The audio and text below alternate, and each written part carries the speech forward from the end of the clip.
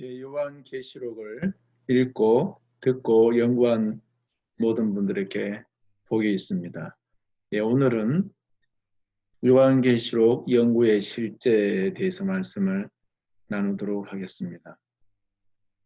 요한계시록 연구의 실제, 지난번에는 전 세계 지금 유행하고 있는 코로나19 사태를 어떻게 요한계시록에서 말하고 있는지 그것에 대해서 살펴보았습니다. 오늘은 요한계시록 연구의 실제 두 번째가 되겠죠. 요한계시록에 대한 관심사의 변천이라는 제목을 한번 붙여보았습니다. 지금도 요한계시록을 연구하는 분들에게는 요한계시록을 연구하는 목적이 있습니다. 저도 처음에 요한계시록에 대한 연구에 할 때는 휴거에 대한 그 관심이 지대했었죠. 그때 예수님이 10월 28일 날 휴거한다는 그런 담임 선교회도 있었고요. 제가 대학생 때였죠. 그리고 요한계시록에 언제 예수님이 휴거하는가, 7년 전이냐, 7년 후냐, 이런, 그리고 그게 아니면 어느 때냐, 3년 반이냐, 3년 후냐, 이런 거였습니다. 물론 그런 부분에 대해서 나중에 또 구체적으로 다루도록 하겠습니다만, 요한계시록 연구할 때 어떤 그런 휴거에 대한 관심 있는 사람들이 있습니다. 그러나 제가 분명하게 말씀드린 것은요, 휴거라는 것은 예수님이 하늘로부터 이 땅에 임하실 때 일어난다는 사실이죠. 본래는 우리가 변화되는 거죠. 다만 그 시점이 언제냐는 것이죠. 그래서 수많은 사람들이 그곳에 대한 관심을 가질 때 굉장히 어떤 면에서는 떨리기도 하는 그런 내용이었습니다. 그래서 그것을 주로 전 세대적인 전천년 성경 해석, 요한계시록 해석이라고 이렇게 표현합니다. 그 부분에서도 또 나중에 다루도록 하겠습니다. 그래서 그런 관점, 세대주의적인 전천년 성경 해석을 하는 분들은 요한계시록에 그 교회에 대해서 말씀하고 있는 2장과 3장 그 이후에는 4장부터 교회가 들림을 받았기 때문에 그 이유는 교회와 상관없다 이렇게 말하고 있습니다. 그러면 그 이유는 바로 이 땅에 남아있는 사람들, 불신자들하고 유대인이 관련된 것이다 이렇게 보는 사람들이 있고 그렇게 설교하는 분들이 있더라고요. 저는 제게 영향을 받았던 그 목사님이 이야기하신 부분이 이제 송기태 목사님이었는데 그분이 이야기하신 것은 환란 통과설이었습니다. 우리가 그런 적그리스도가 등장하고 그런 재난이 있는 그런 상황들을 믿음의 사람들은 보호받고 또 죽음에 이를 때는 죽을 수도 있는 것이고 그런 과정을 통해서 연단받는 그런 부분들을 말씀했죠. 물론 저의 견해는 지금 바로 그 견해라고 저는 말씀드릴 수 있습니다. 그러나 시간을 가면서 요한계시록에 대한 관심은 휴거가 언제 일어나느냐 그에 대한 관심에서 이제 저는 어디로 옮겨졌냐면 거의 10년 전에 집중적으로 요한계시록을 연구하고 가르칠 때는 주로 그 음모론자라고 아시죠? 프리메이슨이라든지 율루미나티라는 이런 어떤 세계를 지배하려고 하는 그런 음모론자들, 세계 단일 정부를 이루려는 그런 음모론자들에 대한 그런 부분이 굉장히 관심이 많았습니다.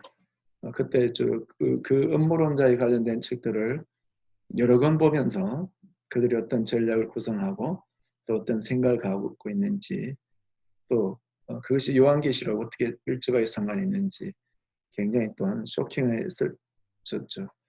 또 대표적으로 데이비드 차 그분이 쓴 마지막 신호라는 것을 읽고 좀 더 구체적으로 지금 활동하고 있는 프리메이슨이라든지 율루미나티 그들의 정체와 또 그들의 전략이 어떤 것인지 굉장히 관심이 있었습니다. 그때에 더 관심이 폭발했던 것은 베리칩이라고 아시죠? 생체칩 말입니다. 그것이 666이라고 또 한국 교육의 그때 당시에만 해도 지금부터 거의 10년 전이죠. 굉장한 논쟁 이슈였습니다. 그러나 저는 그 베리칩에 관련돼서 음, 그것이 666이라는 것보다는 베리칩을 활용하는 저 그리스도의 등장, 전 세계를 통치할 수 있는 그런 리더이면서 대통령이기도 하고요. 전 세계 통종이라 말할 수 있죠. 그 사람의 등장이 먼저라는 사실을 요한계시록 13장을 보면서 좀 더 관심을 갖게 되었습니다. 예, 그때 저는 이제 요한계시록에 전 세계를 지배하려는 그런 사람들 등장을 통해서 요한계시를 보는 눈이 좀 더 열렸습니다. 그래서 요한계시록의 11장 18절에 제가 한번 읽어보겠습니다. 이방인들이 분노하며 주의 진노가 내려 죽은 자를 심판하시며 종 선지자들과 성도들과 또 작은 자든지 큰 자든지 주의 이름을 경외한 자들에게 상 주시며 또 땅을 망하게 하는 자들을 멸망시키실 때로소이다. 이게 보면 땅을 망하게 하는 자들이라고 이렇게 표현했죠. 우리 주님 어떤 분이냐면 땅을 망하게 하는 자들. 예, 여기서 땅을 망하게 하는 자들은 당연히 제가 그 요한계시록 연구에 관심이 흐르면서 전 세계를 지배하려는 음모론자들, 뭐 프리메이션 그런 사람들이라는 사람들, 그런 사람들을 이제 요한계시록에서 그들의 정체에 대해서 좀 발견하게 되었고 또 그 정체, 세계를 지배하려는 그 단체의 핵심이 자칭 유대인이 깊게 관여되어 있다는 사실이에요. 물론 로마 캐톨릭도 다 관여되어 있고요. 그리고 지금의 어떤 정치 지도자들도 다 관여되어 있는 부분들입니다. 굉장히 이제 뭐 시사적인 부분이라든지 지금 돌아가고 있는 그 정치, 사회 이런 부분에 너무나 뭐 드러나는 부분들이 있기 때문에 굉장히 관심이 있었습니다. 그래서 그런 데 관심을 가지게 되면 우리는 극단적인 종말론자가 되거나 또 아니면 음모론자 이런 부류에 속하게 됩니다. 굉장히 요한계시록을 공부하는 것이 떨리고 두렵게 되는 그런 것이 됩니다. 자, 그렇게 저의 그 요한계시록 연구에 관심이 그렇게 흘러왔고 이제 다시 코로나19를 통해서 요한계시록을 연구하면서 거듭 요한계시록을 읽었습니다. 그래서 눈을 감고 기도할 때 요한계시록의 그 전체 내용이 들어올 정도로 어디에 무엇이 있고 그렇게 하면서 하나님은 저의 관심을 과거와는 달리 교회에 대한 관심으로 인도하셨습니다. 그것이 바로 요한계시록 19장 또 있지만 21장입니다. 21장 9절입니다. 일곱 대접을 가지고 마지막 일곱 재앙을 담은 일곱 천사 중 하나가 나와서 내게 말하여 이르되 이리 오라 내가 신부 곧 어린 양의 아내를 내게 보이리라 하고 그렇습니다. 저는 드디어 요한계시록에서 새 예루살렘이 보이기 시작했습니다. 새 예루살렘은 어린 양의 아내라고 이렇게 표현했죠. 19장에서는 그 어린 양의 신부의 혼인잔치가 가까웠다. 혼인잔치 이렇게 말씀을 하고 있는데 이제 21장에서는 어린 양의 아내라고 신부에서 아내로 바뀐 겁니다. 결혼을 했단 말이죠. 그러면서 하나님의 세상 창조에 또 사람을 만든 그 모든 것에 그 최종 완성이 새 예루살렘이라는 것입니다. 예, 그래서 저는 새 예루살렘에 대해서 요한계시록 성경학자들이 어떻게 말하고 있는지 앞선 연구자들의 책을 이렇게 보니까 크게 두 부류였습니다. 요한계시록이 그 크기라든지 규모라든지 굉장히 크다는 거죠. 2200km 한 성향 이 길이가 말입니다.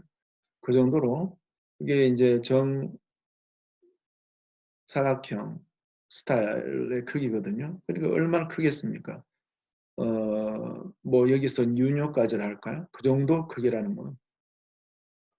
그래서 그 정도 크기의 그 예루살렘이라는 건물에 그것도 보석으로 만들어진 너무나 또 그 안에는 금 길이 깔려 있는 곳으로 우리가 들어가는 곳 화려하고 그런 웅장한 따로 그렇게 설명 또 사실적으로 설명하는 분들이 있었고 또 한 부류는 그 새 예루살렘은 방금 읽었던 계시록 21장 9절에서 그리스도의 아내라고 이렇게 말하고 있는 것처럼 그 안에는 교회, 이 교회는 음녀의 교회가 아니죠. 완전히 그 진주문으로 표현되어 있는 그 문, 그리고 각종 보석으로 어, 꾸며진 바로 그 사람들. 그래서 예루살렘은 건물에 들어가는 거냐 아니면 예루살렘 자체가 성도요 교회 공동체라 이렇게 방금도 이필찬 교수님의 요한계시록 어떻게 읽을 것인가 여기에 보니까 그분도 그렇게 말했습니다. 요한계시록에서 새 예루살렘은 교회 공동체다. 저랑 생각이 일치했습니다.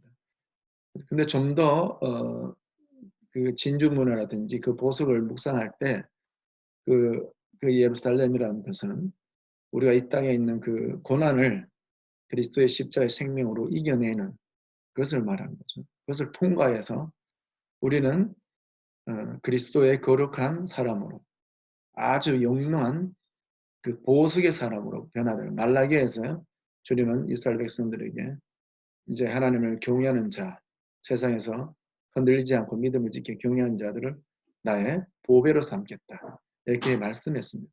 그래서 보배는 하나님의 입장에서 볼 때 보배는 예수 그리스도의 피로 구속을 받고 이 세상 속에 살면서 죄와 악을 이기고 거룩한 완성을 해서 변화된 그 하나님의 속성이 열매된 그야말로 그 보석이 된 사람으로 새 예루살렘의 그 자체가 되는 겁니다.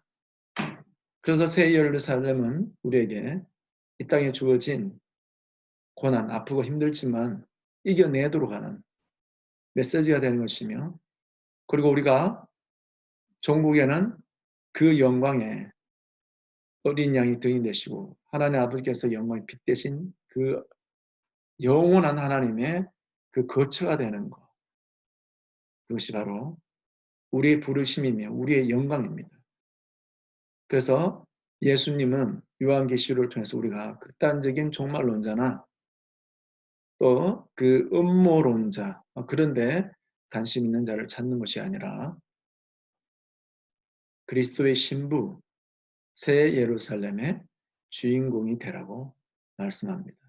요한계시록을 읽고 듣고 지키는 분들에게 뭐 제가 요한계시록을 연구하는 그런 관심이 변한 것처럼 그런 은혜가 있기를 더욱더 우리 주님의 원하는 사람으로 변화되기를 또 고난을 이겨내기를 진주와 같이 또 보석과 같은 그런 주님의 사람이 되기를 축복합니다. 감사합니다.